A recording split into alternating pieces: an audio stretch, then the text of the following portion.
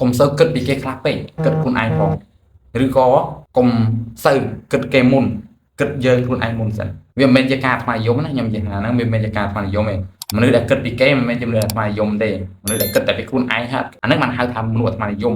ហ្នឹងហើយតែអ្វីខ្ញុំនិយាយមិញហ្នឹងគឺជាមនុស្សដែលគិតពីគេមុនរួចបានគិតខ្លួនឯងអញ្ចឹងណាឥឡូវខ្ញុំចង់ឲ្យអ្នកគ្នាបដូរការគិតនឹងចេញថាកុំតន់គិតពីគេគិតពីខ្លួនឯងសិនរួចចាំគិតពីគេឡើងក្រោយប៉ុន្តែវាមិនមែនថ្មនិយមទេអានេះចាប់ស្ដាប់ហេតុផលខ្ញុំហ្នឹងហើយខ្ញុំសូមលើកឧទាហរណ៍ចុះទាក់ទងនឹងការទៅញ៉ាំអាហារជុំគ្នាឧទាហរណ៍យើងទៅញ៉ាំអាហារ4នាក់ទៅញ៉ាំអាហារនៅភោជនីយដ្ឋានមួយហើយគេកំងម្ហូបម្នាក់មុខចឹងទៅហ្នឹងហើយ3នាក់គាត់កំងម្ហូបហើយនៅសល់តែយើងជាអ្នកកំងម្ហូបចុងក្រោយគេយើងមានម្ហូបដែលយើងចង់ញ៉ាំហើយប៉ុន្តែយើងអត់កំងម្ហូបដែលយើងចង់ញ៉ាំទេយើងកំងម្ហូបមួយចេញទៀតដែលយើងគិតថាចាំយើងគិតថាអ្នក3នាក់ទៀតចូលចិត្តយល់ទេអានឹងមកពីអីមកពីយើងគិតដល់អ្នក3នាក់ហ្នឹងយើងបានគិតពីខ្លួនឯងថាយើងចង់ញ៉ាំអីទេយល់ទេអានឹងយើងគិតពីគេមុនយើងដល់ពេលយើងកំងម្ហូបដែល3យើងគិតថា3នាក់នឹងចូលចិត្តប៉ុន្តែចុងក្រោយម្ហូបដែលយើងកំងហ្នឹងត្រូវបាននៅសល់ដោយសារគេដោយសារមានអ្នកណាគេញ៉ាំយើងក៏អត់ញ៉ាំអ្នក3នាក់ទៀតក៏គេចូលចិត្តគេញ៉ាំដូចគ្នាអញ្ចឹងម្ហូបមួយចានហ្នឹងដែលយើងកំងគឺសល់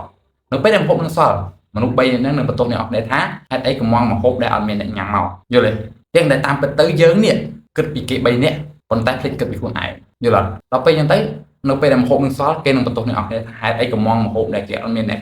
ណាញ៉ាំមកអញ្ចឹងឃើញម្ហូបសល់អត់ឃើញអត់កំហុសវាត្រូវធ្លាក់មកលើយើងទាំងស្រុងឃើញទេអញ្ចឹងហើយក្នុងការកំងម្ហូបហ្នឹងយើងកំងម្ហូបមួយណាកំងម្ហូបណាយើងចូលចិត្តក៏បានដើម្បីចុងក្រោយយើងជាអ្នកបរិភោគវាអស់ខ្លួនឯងឬក៏កំងម្ហូបណាដែលយើងគិតថាយើងចូលចិត្តបន្តិចបន្តួចខ្លះដែរហើយអ្នកទាំង3នេះក៏អាចនឹងចូលចិត្តអាហ្នឹងក្នុងការកំងម្ហូបយើងអាចមើលឃើញពីភាពគិតដល់គេច្រើនពេករហូតភ្លេចគិតពីខ្លួនឯងហ្នឹងហើយអញ្ចឹងហើយអ្វីខ្ញុំចង់ប្រាប់នេះគឺគិតពីខ្លួនឯងសិនរួចចាំគិតពីគេមិនមែនប្រាប់ថាមិនឲ្យគិតពីគេតែឲ្យគិតពីខ្លួនឯងសិនរួចចាំគិតពីគេហ្នឹងណាអាហ្នឹងតាក់ទងរឿងហ្នឹងព្រោះចុងក្រោយទៅបើសិនជាម្ហូបនឹងសល់គឺអ្នកទាំង3នេះនឹងបន្ទោសអ្នកអត់នេះទេតែហេតុអីបានអ្នកនេះអត់ហូបឬក៏អ្នកទាំងអស់គ្នាកំងមកឲ្យអត់ហូបឃើញអត់វាអញ្ចឹងយល់ទេអញ្ចឹងហើយនៅកន្លែងហ្នឹងវាមិនមែនជាភាពអាត្មានិយមទេនៅពេលយើងគិតពីខ្លួនឯងសិនរួចមិនគិតដល់គេមិនហៅថាអាត្មានិយមទេមនុស្សដែលអាត្មានិយមគឺជាមនុស្សដែលអត់មានគិតដល់អ្នកណាទាំងអស់3នេះក៏មានហ្មងអត់មានមុខអត់មានមាត់ហ្មងគឺមានតែខ្លួនឯងហ្មងតែមនុស្សដែលគិតពីគេរហូតដល់ភ្លេចគិតខ្លួនឯងអានេះបានពិបាកអញ្ចឹងខ្ញុំចង់ឲ្យទាញអ្នកនរវិញថាគិតពីខ្លួនឯងសិនចាំស្ដាប់គិតពីខ្លួនឯងសិនចាំគិតពីគេយល់ទេហ្នឹងហើយអានេះមិនមែនហៅថាភាពអាត្មានិយមទេហើយវីដេអូនេះដែរខ្ញុំក៏អត់បានផ្ញើទៅដល់ពួកអាត្មានិយមដែរព្រោះពួកហ្នឹងវាអត់ដែលចេះគិតគេស្រាប់ហើយវីដេអូនេះខ្ញុំផ្ញើទៅដល់អ្នកដែលចេះគិតពីគេ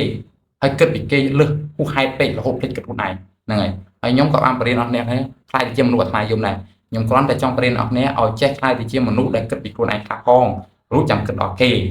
យល់